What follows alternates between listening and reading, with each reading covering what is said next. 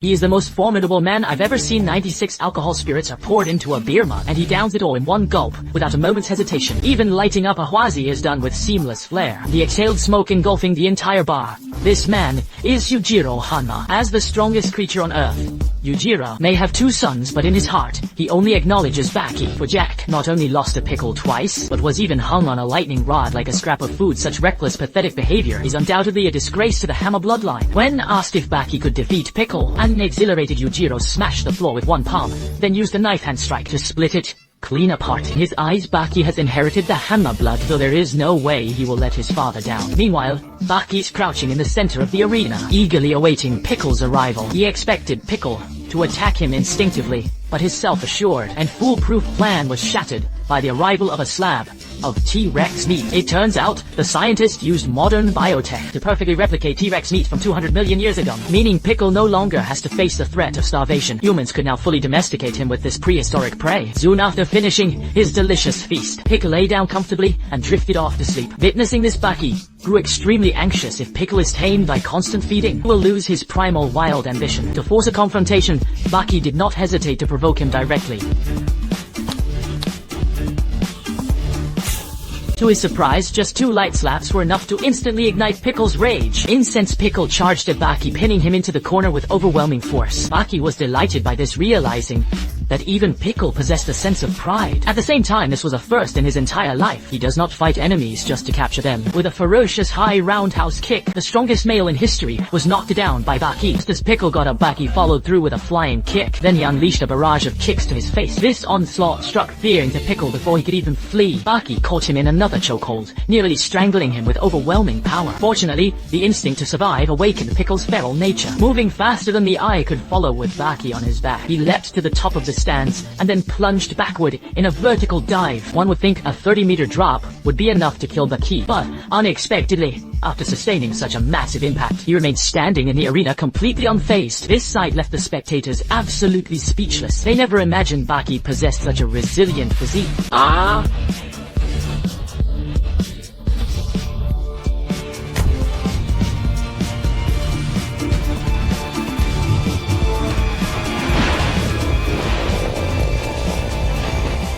Plunged from a height of 30 meters. With Baki, a massive impact should have shattered Baki's internal organs. At this moment, his knees felt as if they were supporting a massive boulder, on the verge of buckling and being crushed at any second. Though Baki tried his hardest to mask the pain, the battle-hardened Pickle saw right through him. Mistakenly believing Baki was on the brink of death, he immediately knelt on the ground and began to pray. This was an absolute insult to Baki. Ignoring the agony, he struck Pickle's hands away. He got the picture.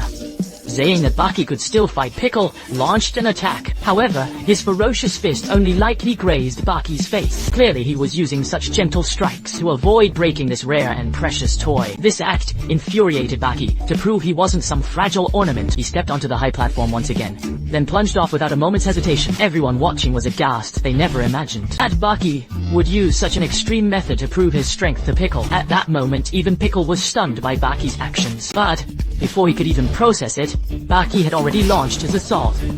Unbelievable, no one expected Baki's 3 seemingly simple moves would actually be enough to knock Pickle to the ground. While Mr. Tokugawa stood in shock, Retsukayo had already deduced the secret behind the moves. He realized Baki wasn't aiming for Pickle's core. Instead, he was focusing his strikes on the surface of the skin. The intense vibrations generated between the fist and the skin were enough to send Pickle's brain rattling at high speeds. Combined with Baki's 3 consecutive strikes to the jaw, each blow magnified the concussive effect. Pickle is now completely disoriented. Even though he's standing firm, it feels as if the ground is rushing up to meet his eyes. This sensation filled him with an instinctive sense of fear. While Baki seemed like a master, controlling the very earth beneath them, he still hadn't fully recovered from the damage of his own fall. To avoid a direct head-on clash with Pickle, he resorted to another one of his lethal techniques. Baki staggered unsteadily toward Pickle, then he delivered a violent slap to his back. The excruciating pain made Pickle howl in pure agony. A blood-red handprint instantly materialized on his back. Watching from the stands, Retsukayo was absolutely blown away by the display. This technique of Baki's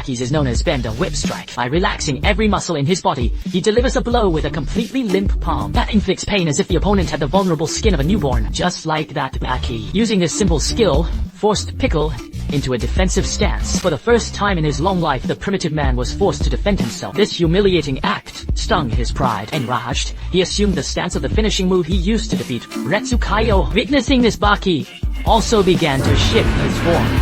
Unexpectedly, Baki unleashed the tiger style at this crucial moment. Then he shifted again, cycling through other imitation kung fu styles. This ever-changing technique left Retsukaio completely stunned, but he still couldn't fathom what Baki was thinking, because to Pickle, ordinary animals are nothing more than food. This meant that using imitation kung fu would be utterly useless against him. But Baki's next imitation left Retsu flabbergasted. He had actually conjured the image of a 200-million-year-old Triceratops. Even Pickle was frozen in awe at the sight. But Baki's onslaught of sharks was far from over. Next, using his small frame, he then assumed the forms of Pia, the diminutive pterosaur, and the ferocious T-Rex.